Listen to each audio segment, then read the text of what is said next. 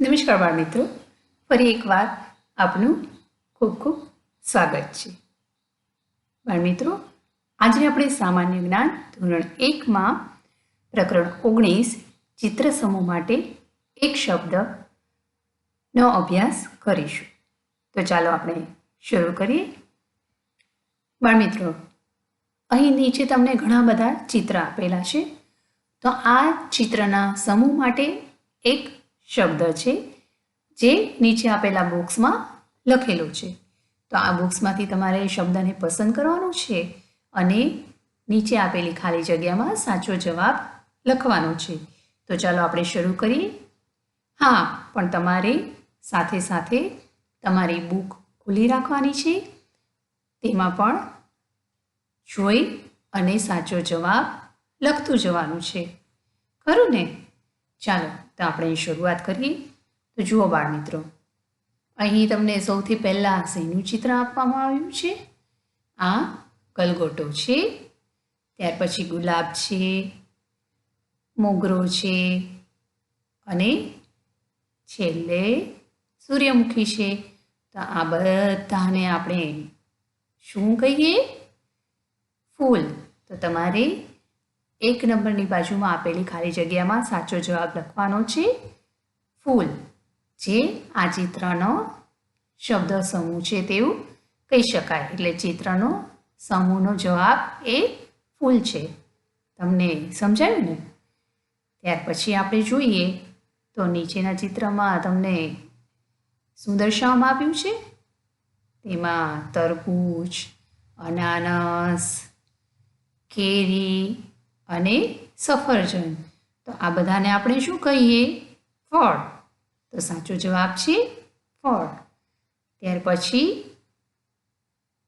Flower, દૂધી, ટામેટાં તથા ભીંડો. આ બધી વસ્તુઓને આપણે કયા નામે ઓળખીએ? શાકભાજી. તો તમારે ઉપર બોક્સમાંથી સાચો જવાબ જોઈ અને લખવાનું છે. ત્યાર પછીના ચિત્રમાં શું દર્શાવવામાં આવ્યું છે? કૂતરો, બકરી, ગધેડો અને ઘોડો.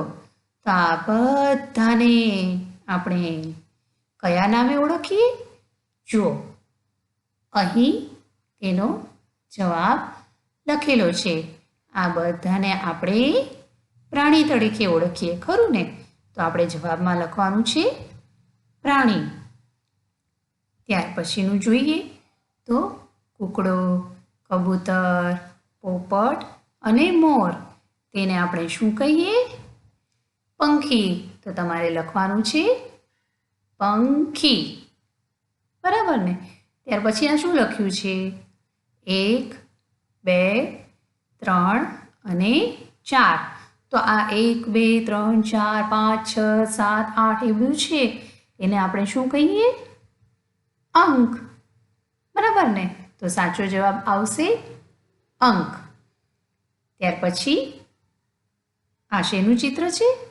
વર્તુળ. ત્યાર પછી ચોરસ, ત્રિકોણ અને લંબચોરસ. તો આ બધાને આપણે કયા નામે ઓળખીએ? આપણે તેને કહીએ આકાર. તો આપણે સાચા જવાબમાં લખવાનું છે આકાર. બરાબર? એના પછી નીચેનું ચિત્ર જોઈએ તો નીચેના ચિત્રમાં શું દર્શાવવામાં આવ્યું છે? સાયકલ. ત્યાર પછી મોટરકાર, હેલિકોપ્ટર અને છેલ્લે આપ્યું છે તે બાઇક છે. તો આ બધાને આપણે કયો નામે ઓળખીએ? વાહન. તો તમારે લખવાનું છે વનેકાનું ન, વાહન. ત્યાર પછીનું ચિત્ર જોઈએ તો સ્કર્ટ, ટી શર્ટ, ફ્રોક અને શર્ટ. તો આપણે તેને કયા નામે ઓળખીએ? પોશાક. તો બાળમિત્ર, તમે જોયું અહીંયા અલગ અલગ ચિત્રના સમૂહને આપણે એક નામ આપ્યું છે. જેમ કે કૂકડો, કબૂતર, પોપટ, મોર. આ દરેકને આપણે પંખી તરીકે ઓળખીએ. 1 2 3 4 5 6 એને આપણે અંક તરીકે ઓળખીએ. ચોરસ, ત્રિકોણ, લંબચોરસ, વર્તુળ એ બધા આકાર તરીકે ઓળખાય છે.